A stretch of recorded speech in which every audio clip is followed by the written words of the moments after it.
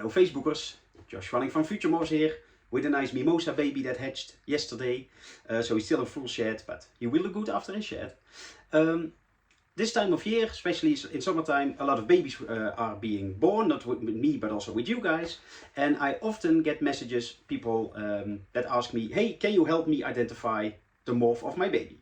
The answer is yes, I will help you, no problem at all. But I do ask some things because just to make it easy for myself, but also for you, and to make a correct identification, I do need some info sometimes. Because believe it or not, sometimes people just send me one picture and without any context and just say, what morph is this? Well, sometimes it's easy to say, but it can be quite difficult. Is something a ghost? Is it a spectre ghost? Is it an ultramel anery? They all look sort of similar, of course, so that can be difficult.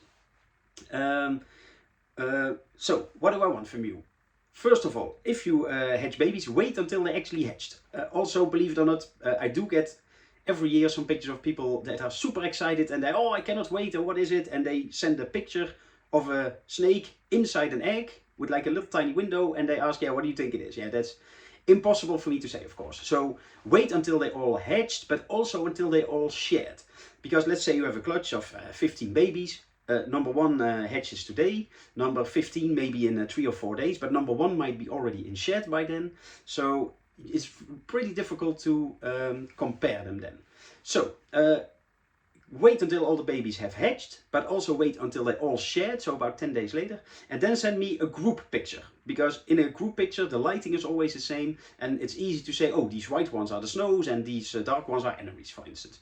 That makes it a much, way easier if you have a group picture, because sometimes also people have like with flash, without flash, or like a yellow glow, and then an amelanistic looks like a butter, or if you have one picture, that's the best. You can also send me individual pictures.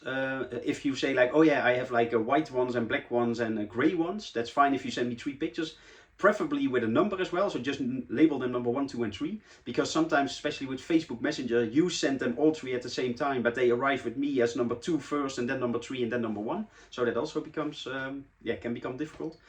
So if you number them, I only have to say, oh, number 1 is this, number 2 is that. That also makes it way easier, of course. What I don't want is sometimes people have a big clutch of 25 babies and they make 2 pictures of each snake because they think, oh, one from the side and one from the top or whatever. So yeah, then I get 50 pictures. Well, that's of course impossible. That's not impossible, but it takes way too much time. So I cannot answer 50 times, oh, this is this, this is that. Especially because probably there's just 2, 3, 4 morphs or something in the entire clutch anyway. So if I have a clutch picture of all the babies, then I'm usually good. Then what I also want, especially to make it more easy to ID for me, but also that you know that I guessed correctly basically, because it is still guessing from a picture, is if you send me the morphs of the parents.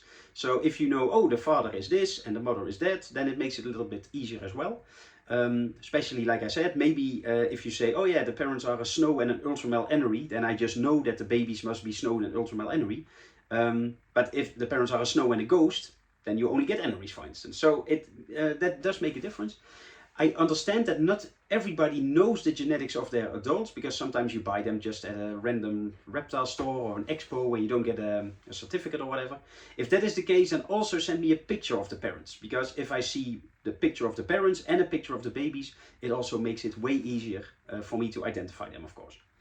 So yeah, that's basically it. So if you want to send me pictures, please do. I will help you gladly, but make it a little easy for me, because this time of year I get many messages every week. And if I have to type like entire stories, then I just won't do it all the time, because I'm busy too, of course. So send a group picture after the shed, send the genetics of the parents and maybe a photo of the parents. And then the last thing, what you also should do, is do a little research yourself. I don't mind helping people, but just saying like, here is the answer, that's not really helping. So there are many morph calculators or corn snake calculators on Ian Vivarium's website or Morph Market, where you can just fill in the genetics of both parents and it will say statistically what should come out. So if you send me like, oh yeah, these babies I hatched and these are the parents, and I think that the babies are ghost and snow, for instance, then I will, then it's easier for me and I can check and then think, oh, maybe you're right. Or maybe I will say, oh no, they're ultra-male aneries and snows actually. But at least try to think about it yourself as well. That's the best way to learn anyway. And like I said, I want to help you, but I don't just want to blob here, give you the answer, and then still you don't know what you are selling. At least if you want to sell the babies. But, well, that was my rant for today. Well, thanks for listening and see you in the next video. Bye bye.